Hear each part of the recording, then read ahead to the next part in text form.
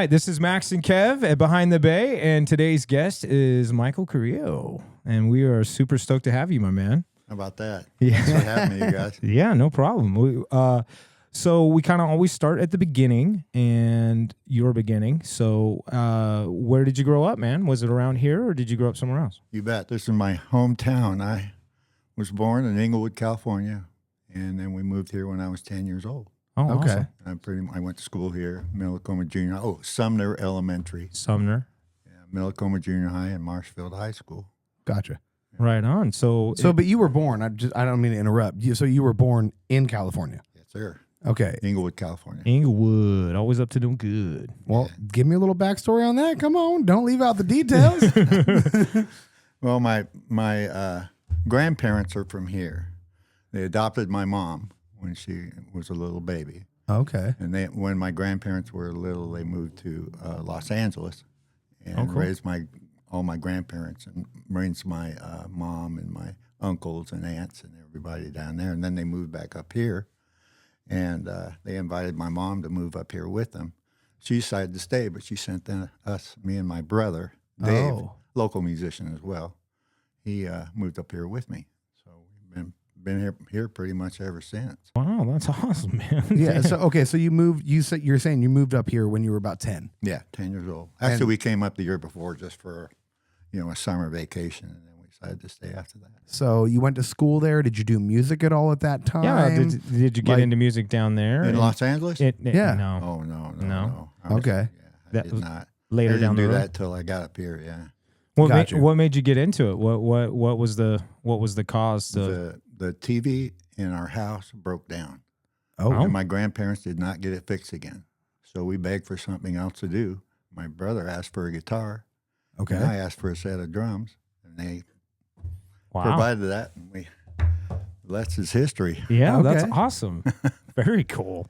So, and I'm curious. So obviously you got the drums. That's what you wanted, right? And so did you dabble in guitar at all, or were you just I wanted to, but what? you know how brothers always squabble and everything. My brother wouldn't show me any chords or anything, so He's like, no, he was bro. gatekeeping everything. He's I like, had to no, move on bro. to something else. So I got a drum kit, and we started practicing in my grandparents' garage, and we started picking up these little rock hooks, Cool. And we would take them to local parties, and it would just be in my brother and I. We wouldn't sing or anything. We just played local rock hooks, and we were the band. Okay. Cool. Rush, Yes, UFO. Oh wow. Those kind of hooks. People can recognize. Gotcha. Very cool, man. So when it comes to actually learning, did you guys take, or were you and your brother just self-taught? Yeah, we just listened to records and Okay. just learned how to do it. Yeah. I mean, that's Drop the needle again and We again didn't and have- again. Oh God! Yeah. My brother used to have these two recorders, and we would record each other, and then we would layer them on top of each other. So we had Cool. These really cool little recordings that we had. nice. That sounds awesome. So what was your first gig? Where did you guys play? It was at a kegger. No, of course. It was a Right. kegger. Yeah. Yeah, my A brother and I captive played at a audience. kegger. Nice. Later on, we had little bands together. One was called Scoundrel. Cool. It was pretty much a classic rock band. Yeah, so that's what I was going to ask. Obviously, it was you and your brother playing there for a little bit, right? You guys doing your thing, and then you just mentioned a band. So Yeah, we picked up other players along the way. My cousins and local guys. I can play the bass. And, Oh, cool. Okay. But your brother was still in it at that time? oh yeah, but my brother and I carried on for quite a while. Awesome. One of the local bands that I really looked up to was Bobby Lindstrom and the Elkhorn Express. Oh, yeah. Okay, I don't know the Elkhorn Express, but I do know Bobby Lindstrom. Yeah, funny story about Bobby is my dad grew up here in Coos Bay and stuff, and he was the one that actually put a guitar in Bobby's hands for the first time. He's the one that kind of got him rocking and rolling a little bit when when they were youngsters. So yeah, kind of Nice. a little crazy backstory, but yeah. And anyway, the Elkhorn Express came from a party up at Elkhorn Ranch. Okay. And the first trip up there was called the Elkhorn Express. So they decided to name the band that. Oh, Nice. And they would have parties up there every year around Labor Day or so, And one year I was up working with a friend of mine on Fire Watch out way up in the brush, looking Yeah. over logging units to make sure Right. everything was okay. And we could hear music, in the hills. So we followed it until we found it, and there it was. It was Elkhorn Ranch. We pulled in there, and here's me and my friend. We're 15, 14 years old. Okay. And there's this great big drunken kegger party going on. And that was my first introduction to an actual, rehearsed, working band, being in front of one. And that was, boy, it just Hooked ever since. Oh then. man, it just knocked me for a loop. And I targeted those guys. One of these days I'm going to play with those guys. Yeah, that's Right. awesome. Well, isn't that funny though? I mean, because me and Kevin, I think, are both guilty of this. We'll hear off in the distance, and we don't care. We would just roll up. I don't care if it's even somebody's house. I'll be that guy like, Hello? like, hello, what are you guys doing? No, I hear live we don't want you to music. turn it down. I wanted to check it out, but Right. That would be just about every musician on the planet. Right. That's almost like maybe a true test. It's like, hey, let's play some live music like a couple blocks away. If they don't go walk towards it and try to find the sound, I don't know if you're I don't know if you're ready for this whole thing, dude. So that's awesome. So you ended up playing with Elkhorn Express. Yeah, then, huh? I was carnying for quite a while. I went out and took myself out hitchhiking when I was a young man. Just flung myself out there. Oh, that's awesome. Found that carnying was pretty easy money, Okay. So I was working at the local Coos County Fair, and those guys walked up to my booth and said, "Hey, man, we want you to come and play with us." Awesome. So the rest is history. We went holed up in this barn over at Roy Young's house for, I don't know, 3 or 4 months until we could, make something marketable. And then we flung ourselves out there and started playing everywhere. That's awesome. Nice. Started traveling all over heck and playing. Nice. Now, I don't mean to derail this from the music, but I'm super curious because this is something I didn't know about you. So you said carnine.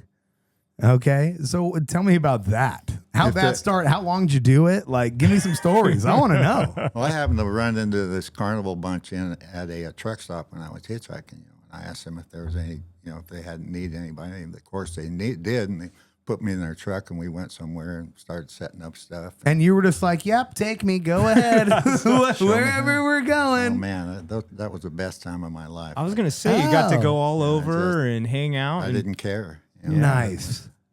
Went wherever it was. Cool. That's so cool. And there's got to be a freedom in that too, man. It's so cool. It was part of the deal back then. A lot of people did that, just hitchhiked out there. When you got onto an on-ramp onto a freeway, there would be a dozen people there waiting there, Yeah. hitchhike down the road. That Okay. was just part of the culture in the mid-'70s, Lot safer back then. And yes, absolutely. So that's during, now, what time period are we talking? I mean, are you 15, 16, 17, 18 out of high school? Yeah, Like, where are we 16, at? 17, 18, 19 years old. That's when you were out there? Oh, yeah. Nice. Really? Yeah. Okay. Rebel. I love it. Oh, man, Wow. It was way fun. That's very cool. Yeah, blast. I don't know that I'd have the guts to do that nowadays, but yeah, that's no, amazing. Definitely not. There's It was the same amount of danger there. I ran across that too out there. Oh, I'm sure. It Yeah. was still there. what was your most dangerous thing that happened? Nothing really happened to me. Okay. I don't know what it was. Nothing. Nobody really messed with me. Well, yeah, you're a nice guy. I mean, Yeah, that's cool. Well, because it can go another way. Some people, yeah, that's unfortunate. But well, cool, man. So you're carny, and then you came. So after that, you kind of came back in, and then you started getting into music a little more. And Yeah. then, Once I started hanging out with Bobby and those guys, I started gigging all the time, a lot. Back then, it was 6 nights a week. right. It was this area around here was very rich, and there were gigs everywhere, and people always went out. You could go out in the middle of the week, and there would be a full bar. what happened? Damn it! But it was 9 till 2 in the morning. Every gig was. Wow, jeez, that's a 5-hour jam. That's a lot, That's man. everywhere. Yeah, it's crazy you say that because, like, I've heard, shout out. I've heard Anthony Pescator even talk about that, where it's like it was literally 5 nights a week. I've never experienced that even in my lifetime, like where that's how the music scene is, and it seems like that's something that you guys got to encounter that kind of wish I would have. But Yeah, it would have been cool to. I mean, some places, Captain's Cabin's she's trying to do some form of live music every night, which is really cool because, not everybody does the Friday, Saturday crowds with the youngins anymore too. So it's nice when it's, you know, Tuesday, Wednesday, Thursdays, and, you know, and now you guys are Fridays, right? Or are you guys every Friday or Thursday? Thursday for the Blue Tide Blues Band. Yeah, so you guys are down there. That's awesome that she's doing that. Well, too. like I said before, this place was really rich. All the mills were open. There were ships coming in. A lot of those guys that would get off those ships and come into town. So that'd be another half of your crowd right there. Right. Yeah, they're looking to do something. Malaysians, Philippines. Nice. Right. People. So you did that for a while, right? I mean, how long did you do that? And then what was the next project? I mean, how long were you doing that? You mean just gigging around town? Mm-hmm. Yeah. Yeah. Oh, God. Decades. He's like, I'm still doing it. Yeah. Yeah. And back then it was, I could make good money. I'd have, rent money. Yeah. Just from playing music. I was going to ask you, I thought about this before we even hopped on this little podcast here. I was like, you know what? I want to ask Garse how many bands has he been in, and what are all the bands? You've been in so many. I'm curious, can you even name them all? Because I've seen you since I was a little guy. You've been in so many. Well, there's always been really good drummers here, just not very many drummers here. Right. So if you could play, they'd put you to work. Yeah. So can you walk me through all of the bands? Can you do it? Yeah, you're on the spot. Because you've been in a lot, man. Oh, boy. Well, let's start with Elkhorn. Okay. After that, we had a couple of classic rock bands called Thick Henry Okay. and Forced Entry. Okay, I like it. Okay. I was in the original Mr. Wizard band with Dave Oh, Bach. really? Oh, wow. I didn't know that. either. Crazy. Yeah. Dave Bach, myself, and was it Dave Watson, and on keyboards was Pat Dole. Okay. Wow. And let's see what happened after that. Oh, Prime Time. That was really good. The guy that played guitar for Captain Beefheart. You know who that is? No. I don't. He used to tour with Frank Zappa and stuff. Oh, Real cool. famous guy. I back know in the day. Zappa. Has a Grammy for one album called Trout Math Replica. Anyway, their lead guitar player moved here. He lived in Bandon. And he called me one day and asked me if I wanted to be in a band. And that was really, oh my God, that was a good band. Those guys were so good. A couple of guys, Bo Diddley, Buddy Guy, Chuck Berry, the Drifters, the Coasters, they all called us to back them up because those guys never traveled with anybody. Oh, John Lee Hooker, too. So if they needed a band, they'd call us to come. Wow. Oh, wow. play with them. That's super cool. So that was a pretty cool part of my life. Yeah, no Playing with all doubt. that. Kind of like a little session thing, huh? Down So- in Bandon, there was a place called Harbor Hall, and the promoter down there would pick up guys as they're coming from Portland to San Francisco, vice versa, and they would, big names like those guys, Right.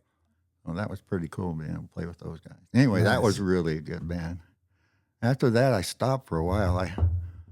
How come? I went into a 12-step program. Oh, Awesome, it was man. party time for old Mike, so I spent 12 years in still a 12-step program. I played a little bit of music during that time, but man, I was really focused on getting away from the stuff that I was into. Proud of at you, that dude. time, That's a tough call to make. I'm doing it now as we speak. I'm doing it. So. Attaboy. because as a musician, somebody who, and I've met a lot, right, that struggle with different addictions and stuff. If you don't mind, could you maybe go into a little bit of how you as a musician, because I mean, it's something that I even personally myself struggle with, right? We're always playing in bars. We're always around people doing things they're not supposed to be doing. We know what we're talking about. Legally, you're not supposed to be doing these things, right? Sure. Like what kind of caused you to make that shift in your mind where you wanted to make that change, and kind of walk me through it, if that's okay. I don't mean to offend you. I'm just asking. Let's go back to where I first heard that music, and we went over to Elkhorn Ranch. Mm-hmm. Well, we were walking around with these big pitchers full of beer, and we were 14, 15 years old. Man, I just enjoyed that. I thought that was pretty cool that I could walk around, like the big guys, Right. And so it pretty much started from there, Right. So, and then one drug after another led me to methamphetamines. Mm-hmm. And that was That was it. That was a stopping point for me, man. Once I started sticking needles in my arms, that was it. I was never going to go back there again. So was there, obviously there, you know, like people like, gosh, I can't think of his name right now. They always say that there's like something that happened in someone's life where they said, hey, you know what? I need to make a change. I'm just curious, what was that thing that happened for you where you said, you know what? This isn't working for me anymore. I lost everything. My drums, my house, my life, my girlfriend, sleeping on couches, you know, and still hungry for that same stuff, you know. Yeah. And that was pretty, I woke up one morning and it was really horrible. I was in a horrible place and decided that was it, man. I'm going to go look for help, and I found it. These people helped me, you know. That's awesome, man. That is awesome. And I, dude, like I love big it. kudos. Yeah, absolutely. It's very hard to do. Some people don't. Well, here's the other rub. Later on in life, I started drinking, you know, and that took the same place. You know, I went hardcore right after that as I did, you know, with those hard drugs, you know. Yeah. And finally, I drank until my pancreas gave out. Oh. It melted all over the rest of my guts. You know, I lost half of my pancreas to vodka. Yeah. And that was my wake-up call for that. You know, that was my bottom. I was in the hospital for 30 days. And that was it. I stopped drinking. So I'm still an addict, you know. I'm still looking for the next best thing, you know. Yeah. Now it's ice cream. Nice. You know, that was another thing I was going to ask is, so going through what you went through and, you know, going through your 12 steps and then eventually replacing it with alcohol. And then now, how do you mentally, for anybody who's listening, right, whether you're a musician or an addict, how do you replace that struggle, right? How do you get that fix anymore? You know what I mean? There's nothing you can say to me to stop me from drinking or to stop me from doing anything. I have to make that decision. Yep. And it's usually something really horrible has to happen. Well, yeah, but why make that decision? Well, like, why do it? It's my bottom. Yeah. This is where Some people. this is it. This is my bottom line right here. You know, Right. I finally hit the very bottom. You know, I have to ask for help out of here. That's usually what it takes. It takes rock bottom for some people to go, okay, you know, and it's either this or die. Yeah, I woke up in a hospital. Some people wake up in jail. You know. Yeah. At least I woke up. Yeah, Right. exactly. Right. Super proud of you, man. That's awesome, Oh. dude. Yeah. Yeah. Absolutely. Now I do have we're going to turn it into a little bit of a lighter note just because but this, that was very informational for me. And I think everybody who watches this, Yeah. whether you be a musician or just a struggling addict, I think that was very informational and very heartfelt and very open. So I appreciate you being that open Amen. about it. I don't mind being open. Yeah. Thank you, sir. Now I do have a quick question. I've always known you as, and then we'll get back into the music. I was going there too. Yeah. We'll get back into the music in a second. I've always known you as Garse. That's how, ever since I was a kid. Right. Hey, oh, this is Garse, right? Where did Garse come from? Because obviously your name's Mike, right? You're Mike. Well, back in the day, we used to do cute band nicknames. I don't know if you guys do that yet. Cute No. band nicknames? You know, we all No. give each other. No, little I just call nicknames. him Daddy. I was gonna That's say. all. I do. I have called. I don't want to say it over the podcast, but I've had some special names for him as well. Oh, wow. It's not good. Yeah, they're probably rude. They were rude. I think I even put it on a light before. Yeah. Oh, yeah. Yeah, okay. Yep. All right. Anyways, so where'd Garse originate? Like how that happened? Garse is short for Garcia. Okay. We had up at the Elkhorn Ranch parties that we talked about earlier. Uh-huh. There was a cadre of people that were actually looked after people so no girls would get hurt, so nobody fights would start, you know. And they kind of milled around the crowd and make sure this kind of thing didn't happen. Okay. And that bunch was called the Uh-Oh Squad. Okay. Nice. Okay. The band members of the Uh-Oh Squad were the Onsen Boys. Schmonson, Nonson, Ronson, Johnson, Shut up. Bronson, These are and Garcia. Oh wow. And we had T-shirts made, and we were, the Frenchman said, "Smile if you're Elkhorny," and the back of them said, Schmonson, Nonson, Ronson, Bronson, Johnson, and Garcia. But my name stuck more than anything else. You know, people started calling me Garcia all the time, and then shortening it to Garse. You know, Even I had a girlfriend. That's the only time she ever called me. She didn't call me Mike or Michael or anything. She called me Garse. Garse the whole time, yeah. And we were together for like 12 years. Damn, that's a commitment. So you know, that's where it came from. That's cool. awesome. That's a cool story. Yeah, very unique. Yeah, it was funny. I was going to ask the same thing. I was like, how did Garse come to be? It's funny. Short for Garcia. Yeah. Well, and you know, and back in my parents' generation too, it's like everybody had a nickname. It was just like the thing. It was like, you know, musicians, bikers, everybody just had their little nicknames, and they usually did stick. You know, that was like my dad's was Festus, and the reason they called him Festus was because of, I think it was Bonanza or Gunsmoke, I think. And Festus on it, and he could do his voice, and so it just kind of ballooned from there, and then everybody started calling him, so. But yeah, it was like the thing. Everybody had a nickname back in the day. Yeah, cute little band nicknames. Nice. Yeah. So moving in towards, because you're still playing, and kind of talk to me about some of the more recent projects you've had within the past probably 4 or 5 years. I mean, I know you've had a lot, so. Yeah, Rockopedia, of course. Yeah. Okay. I really enjoyed playing with that bunch, man. And now We worked hard. and you've done a lot of jam nights too, right? Or no? Yeah, since back in the Wanda's days. That's in the Wanda. 90s. Oh, my God. Yeah. Oh my God. Yeah, Wanda's. I played there a couple times. It was good. Yeah, I've pretty much been part of every single jam that's been in town. You know, pretty Right. much, pretty Nice. close, pretty close. Wanda's was on Thursdays nights, and you could almost bet that there would be a bigger crowd on that Thursday night that would be on the weekend. Sometimes it'd be different, you know. Yeah. But man, there would be amps lined out the door. You know, people would bring their own amps. You know. Yeah. And there'd be a line of amps around the pool table on out the door. These guys all shifting into, Wow, trip. play jam. That's crazy. Yeah, and then it moved like up to the Timber Inn. You know. Yeah. Oh, okay. Yeah. That was kind of a. I played The- played there a few times. That was actually a cool spot for a while. The now it's like a Motel 6 or something like that. Or what is Yeah. it? carrying a big And amp. back up a little bit at Wanda's. Yeah. A lot of the Thursday nights was when the Mill Casino would have their big band nights. You know, Oh, so wow. like Yeah. Willie Nelson, et cetera, would come Okay. down and play. And a lot of times somebody would say to the band that, hey, there's a jam down the street.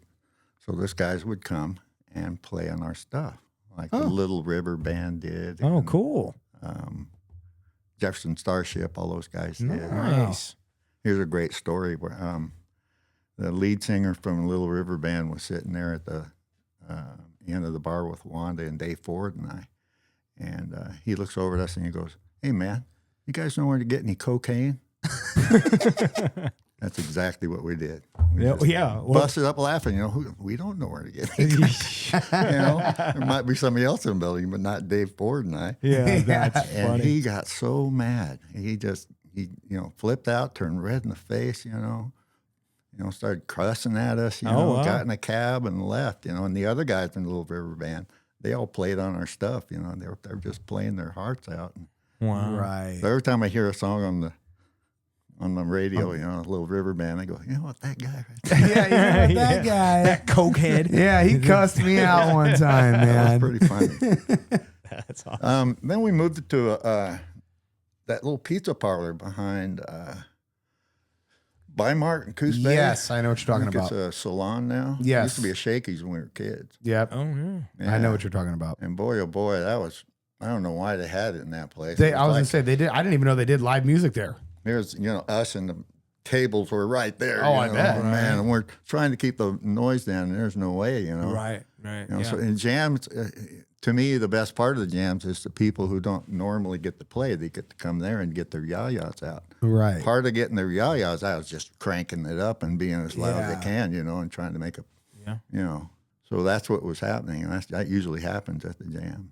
Yeah. And man, and the tables were right there, and it was just The tables are shaking. People are trying to eat their pizza and drink their drinks. And there we were, a cute little jam. Thank you, Andy Post. It's like, yeah, you want a live band, man, but man, this is just really not set up for that, But to me, there's a lot of guys that don't normally get to play. Oh yeah. And they sit on the couch at home and they wish they could come out and play. Yeah. And man, I welcome that with open arms. You come up there and you get up there on the stage, you can do whatever you want.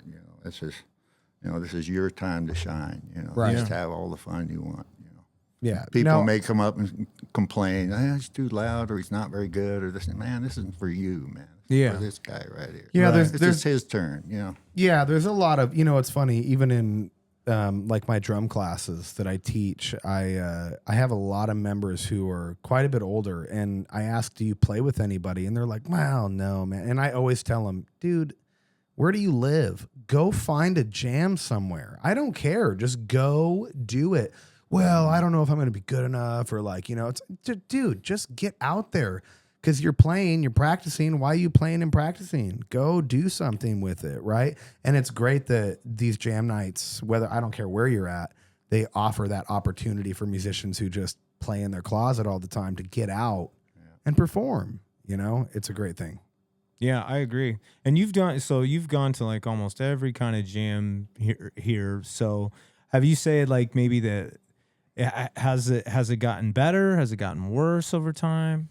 Yeah, it's we have less of an audience for live music now. Have you guys noticed that at all? Yeah. I Oh, think yeah. I everybody's have noticed sucked that. into their phones and Netflix and And that's it's affecting that deal as well. Yeah. Right. But we still get a pretty good crowd. Yeah. Now, and as, good players. as and- far as musicians, do you think that's gone down at all, or? No, it's pretty much the same. Okay. You know, we also have monsters around here. People that move here from like Hollywood or something, Yeah, and, yeah. and our local mentors and stuff, that still goes on around here. what is the current jam nights that are happening here in Coos County? Yeah, it's at the local Eagles area here in town. What every, night? Every Tuesday night. Every from Tuesday 7 night? till 10 p.m. Oh, cool. So every Tuesday, 7 to 10 at Eagles. Now, is that open to the public? Open to the public. Okay. Just come up and talk to me, and I'll put you on the stage. And now, do you guys is it something where like they can do their own stuff, or do they have to like learn a cover or what? Yeah, I mostly invite that. You just want to get up and start plinking. We can put together a close little jam. Usually somebody comes up with a song or two that they want to play. Right you know. on. And Steve Jones and Rudy Alanis are really good at picking up stuff real quick. Yeah. Yeah. And putting it to work. The great guys too. Oh, man. Just great musicians. I'm so lucky. We have a little band called Treasure Park now that I'm just really happy to play Yeah. with. Is that fun? Oh, man. It's just a blast. Where's your next gig? I don't think I've heard you guys yet. We've got one coming up at the Eagles Okay. a couple of weeks, a month or so Oh, cool. from today. Yeah. Now, so when they do have bands, most of the time it's open to the public when they have live music, Yes, right? it is. Yeah. Okay. That's Because a lot really of people neat go, place. well, I don't have a membership and I can't. I'm like, I think if it's live music, I'm pretty sure you can get in there. It's huge in there, man. That dance floor. Boy, Oh, yeah, It's it's as huge. big as Bandon. That damn thing is huge. Oh, it is. It's got to be probably one of the biggest dance floors If not, around. I think in the area. Yeah. the largest one Yeah, on it the is. coast. It is pretty big, and it's nice, and it's a cool spot. I've been there a few times. So Now, I have another question about the jam night.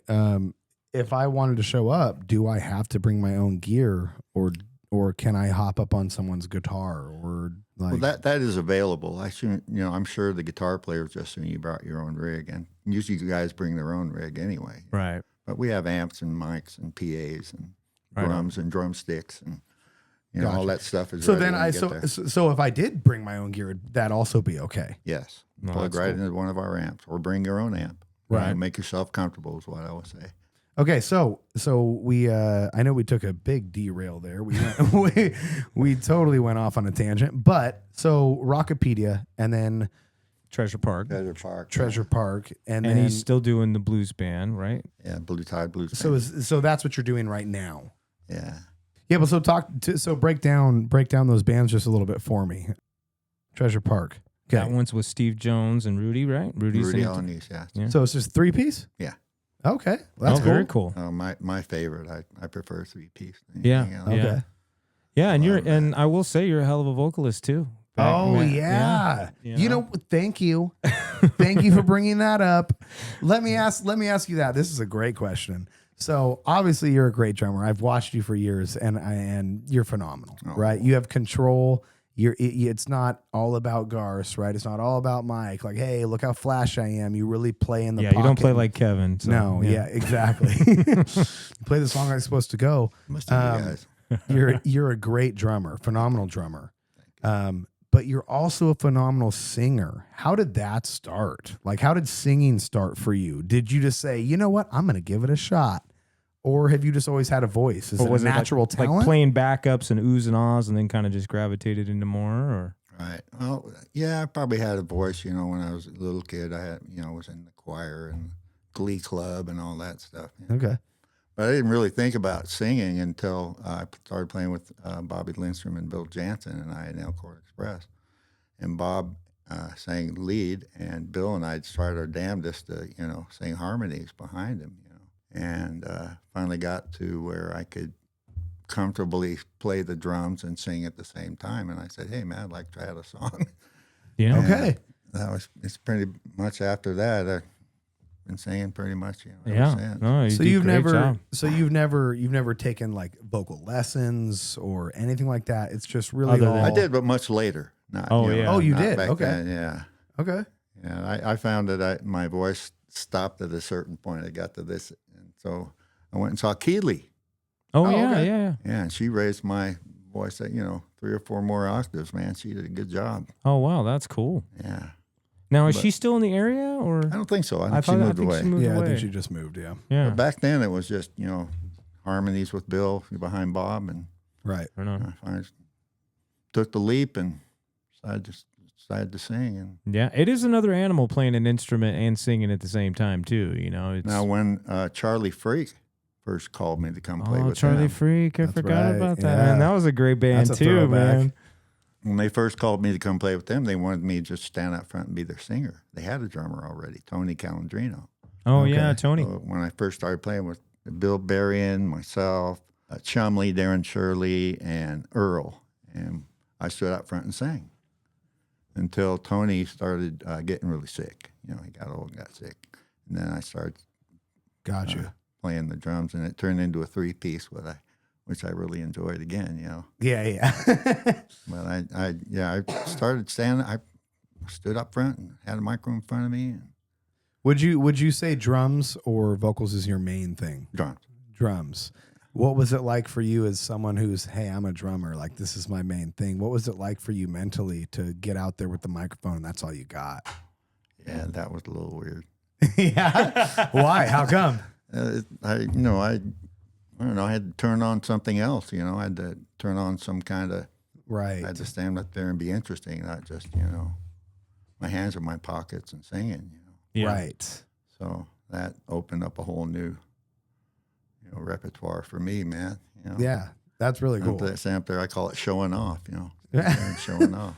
I Yeah. think, you know, and that's something that I personally, like as a drummer, that's something that I personally struggle with because I could be a front man or I am on the front line sometimes. Yeah. It's hard for me to dial that part back because it does take a different mindset to be up there and on the front line Yeah, to it sure does. create a show. Yeah. Whereas a drummer, it's like, hey, dude, I need you to just play the part, relax a little bit. Sometimes it's hard for me to get out of my own head that way. Playing the part and relaxing is my favorite. Yeah. Actually, my favorite is just being thrown into something. You know, Really? put me on the drums and say, "Oh, we're gonna play this song. It's in the key of C. 1, 2, 3, 4. Go." I love that. I do too. Yeah. It Yeah. just makes me so happy. Yes. Nice. One thing I love about you as a drummer, I don't mean to kind of get into like a drumming talk here, but one thing that I've always loved the most is, this is going to get really in depth here, but when you hit your cymbal, you hit it and you leave your hand in the air for a little bit longer until you come back to your hi-hat. I've always watched you do it. It's like,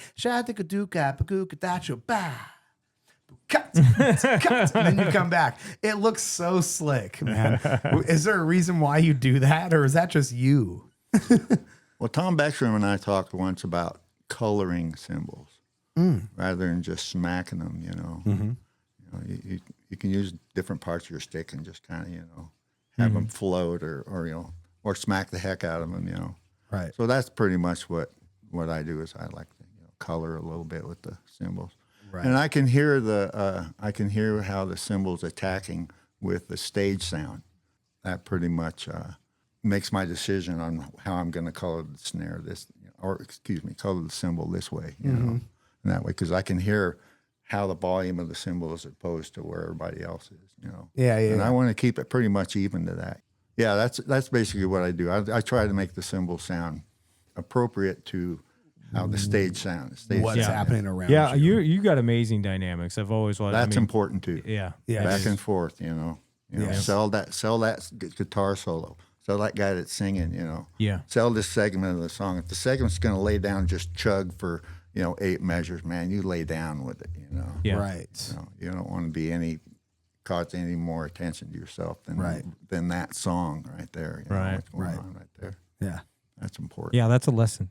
Yeah. Right Oh, I know. right I there, was so- literally just listening to you speak and going, Yeah. okay. Yeah. All right. Yeah. All right. It is. I mean, and it is like a lot of some people. I mean, you can get away. Some drummers can get away with murder. You know, they know it's in 4/4. This is what's up.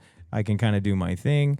But other drummers are like, hey, it's really about the song. It's really about nailing the parts of the song, what's supposed to be there, and dynamically too. If, like you said, there's a lead coming up or there's a bass solo or whatever it is, being able to be in the pocket, hold back, don't have to be out front on every stroke, and that's important. It is important in a band. You can pretty much put a period after that. There's nothing more important than the song. Yep. Yes. Agreed. Not your mom, not your kids, not your money. Right. Yeah. And that really is that's what you're doing. That's what we are doing. We are when you're in the moment, you're on stage and you're doing it. That's what the song. It's about the song and that's honoring the song, what it deserves. Right. I think Anthony Pescatore always says the song is like a baby. And you need to treat that baby with, dude, like that's the baby, bro. The song is the baby. Treat it the way it's supposed to be treated. And after all the years of, maybe some rudiment study and, maybe sitting behind the drums for hours, trying to pick up some of this new linear stuff you kids are all doing these days, What's the most important to me, the biggest thing that I've gotten out of everything, out of all these years is my feel for the song. Yeah, it's a tough thing coming from a time where you had, people like Steve Gadd, right, and David Weckl, and these guys that honestly could lay down great grooves. I mean, they were just in the pocket, bro, right? Mm-hmm. Where nowadays it's not quite that way for especially, I mean, even for me, I was kind of coming up during that time where gospel chops and linear fills were, it's really blowing up, right? I can only imagine what even younger than me now see. Man. All they see is people. Yeah, how much can you fit in one measure? It's a different different thing, I mean, you are a groove master, in my opinion. I think you do a great job. So is Tom Beckstrom. Oh man, Yeah, Tom too. Right. Okay. he is my guru. Right. You guys get out there. It's Steve Gadd like. You guys really lay it down. I'm serious. Don't get crazy. I'm serious though. But yeah, no, you're an awesome drummer. But that's what I've gotten out of the whole thing to this point. Is develop the feel. Right. Music, So something like that will get me hired more than anything else. Yeah. Oh yeah.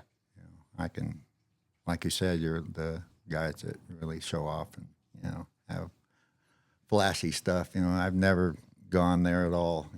Ever. I think maybe during the forced entry and Thick Henry days, I might have gotten a little more busier. Yeah.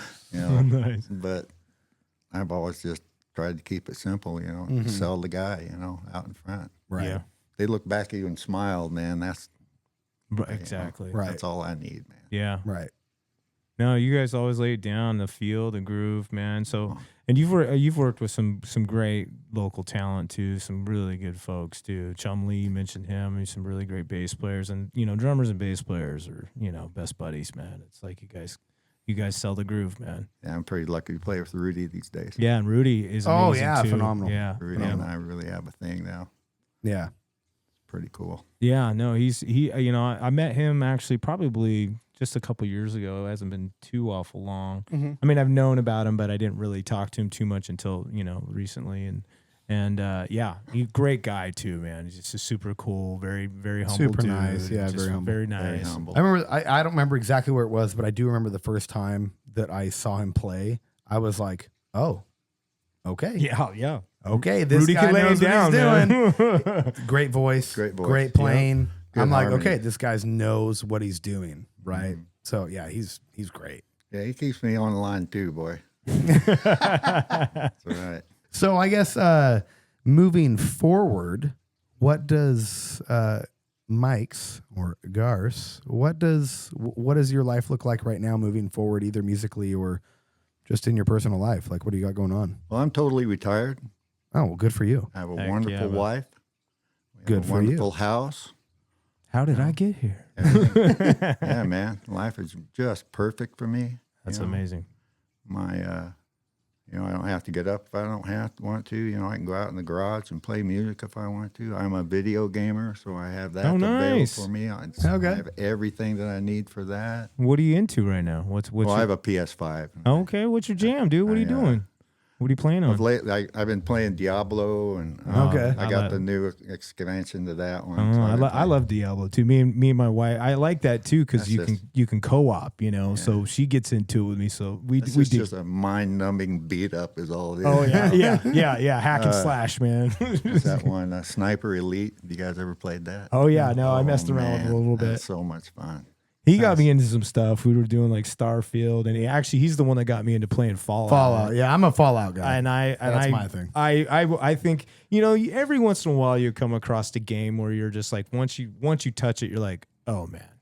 And I'm sucked in, and I'm like, Yeah, dude, this is man. my week. like I'm like every day after work, I'm like, dude, I'm in. I like those mission-based games. Yeah. Okay. It drives my son crazy. He likes it, those building games, and Yeah, Yeah, like yeah, Minecraft and all that. Yeah. I like the mission-based games. Yeah, So I do too. I was always a mission, Well, anyway, mission guy. I have lots of people to play with. I play, Yeah. So your I have music a- life. Yeah. Yeah. What I does have- that look like moving? I have a sit-down gig 2 nights a week, man. I am so grateful for that. Yeah. I can't imagine anybody else as lucky as me that has that sort of thing anywhere. Yeah, that's awesome. Every Tuesday week. too. night, Yeah. Tuesday night jam, and then Wednesday I play with my friends. Play the blues with my friends at the cabin. Yeah. Well, now Thursday now. Yeah, Thursday now. Thursday now. Yeah. It just recently changed because Yeah, this is our second week, man.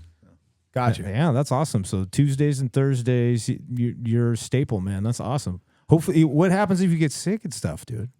He's like, just don't. No, I usually call Dave Andrus, and he comes in. Oh yeah, Sits in. Dave.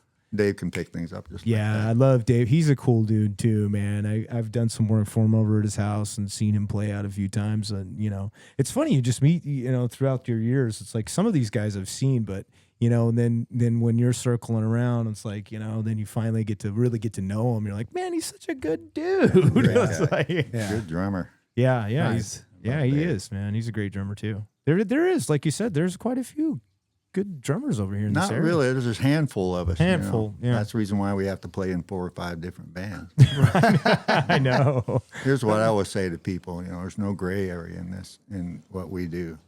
Either you can or you can't.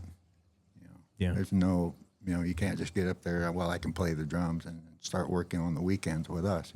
Yeah. Right. Either you can or you can't, man. Yeah. Right. No gray area at all, and I'm not being, You're saying- grandiose about it. That's Are you just saying it how takes? it Are you is. saying it takes a lot of commitment and dedication? It If sure you're not halfway in, you're either all the way in or you're not in at That's all. right, man. That's kind Yeah. of what you're saying. That's right. Yep. And I do agree. I think I it agree, takes too. a level of commitment, whether you're trying to play with people live and play, right? Or if you are even trying to get better at your instrument. Like, you're either going to commit and dedicate yourself to this or you're not. Because if you're doing it halfway, you're basically not doing it at all. Well, it never really So- shuts off, right? I mean, it never really shuts off. For me, I'm always thinking music stuff. Whether it's even if I'm not playing, it's I'm looking gear and I'm doing this or I'm doing. In our band, we use backing tracks and stuff, and so I'm nerding out on that, or it's lights, or it's so it is consuming a little bit, but that's Yeah, well, I also think you're ADHD. I think you Hey. got. Yeah, I think I you- might be. So you do whatever you have to do to make yourself marketable, Yeah. before you even go out and look for a band or Yeah. anything, Do you now I do have another side question. Do you think, looking back, if you were to take yourself all the way back to those forest fighting days, right? Do you think you'd be where you are now? Like, could you have imagined this 30 years ago, where you're at now? No, Are you happy to be where you're at? very much so. Nice. I love my hometown. I love the music scene here. I love all the people here. I love my local musicians here. Yeah. Well, It is a great community, man. And And it's, it's always been that way. yeah. We've always had a great music community here. and it goes the other way, because I mean, I personally know that you're loved locally. Oh, I Oh, mean, yeah. I love you, brother. Yeah, you just had a birthday not too long ago. Okay. Yeah, yeah. I'm knocking on 70's door. Yeah. Okay. How about that? Yeah, man. Most of the guys I played with over the years have always been older than I am. Every single one of them. Now you're the old dog, huh? Well, it makes those guys feel older to know that I'm going to be 70 now. You're like, yeah, you can hide it all you want, but I'm younger than you, sir. So. They always call me the baby. Well, again, Garse, such a pleasure to have you on the podcast, man. We're super stoked that you did this, and we're doing this because we want to shine a light on people in the community. And You guys are doing a good job, man. It's very cool. I watched you. the one with Tony and the one with Dwight. And, man, yeah, we have a lot very of fun, fun. man. It's great. We have a blast doing it, and it gets other people and this younger generation that are into podcasts and things like that. Because this wasn't on my radar, but now I'm like, this is the media that people watch. This is what people are doing for, Right. and it's cool because we get to show you off a little bit and Get some backstory, some yeah, stuff get that some nobody backstory. really else yeah, knows. so you know maybe what I mean? people, maybe a lot of people know you, but just don't know some of those things. Like I didn't know he was a carny, man. That's Exactly. awesome, right? That's That's great.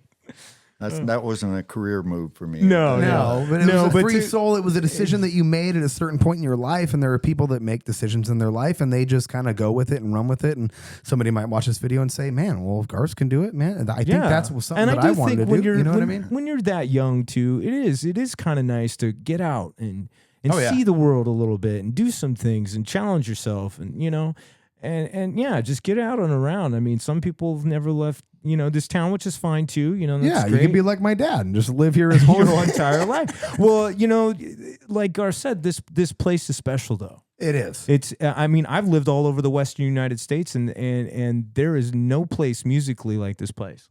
I mean, I've been in I've went to jams and I've hung out with people even in Vegas and and all these places, and there's something special here. It really is. Our community, especially our musical community, is just amazing. Yeah, Man. we're pretty spoiled here. We are very spoiled, and it's a treat, and it's like and it is. I can't say enough good things about it. It's just amazing. I met so many cool people, so many cool people in this little Yeah, town. just in general, man. If you want to come to Coos Bay, you got to go out of your way to get over here. You got to come over here on purpose. Yeah. We're not on the I-5 corridor. Right. And if you're traveling on 101, we're just in a blink. Yeah, exactly. 'Cause I'm on my way to Seaside, or wherever I'm going. Yeah, and I But mean, you got to come over here on purpose, man. you do, because we don't have like the Southern California beaches, so you're not coming to go surfing and That's something else, man. I just love the weather here. I love the climate here, man. I can't imagine living east of us, where Yeah. they have all that hot weather and stuff. Oh, yeah. yeah, or vice versa in the winter. Cold, it's super cold or and have snow. seasons and- all the time. yeah, we Yeah. kind of got that I moderate love the weather. temperature all the time. Between 50s and 70s. It doesn't go too far out of the box. Love my hometown. Yeah, well, right on, Garse. Thank you so much for being on the podcast. Now, I always like to end this. I always like to end it with just a little bit of a positive note. So that tells me about what Garse would say. Oh, man. Yeah, give it to me. Give it to me, brother. Yeah, come on. So for the next generation, what's some words of advice from Garse? Well, let's go back to my addiction. If you wait till your brain is grown, man, before you start doing this stuff. Yeah. Wait till you're old enough to handle it first before you start. You got so much to do, so much to build up for yourself, before you start doing any, recreational anything, whether it be drinking or drugs.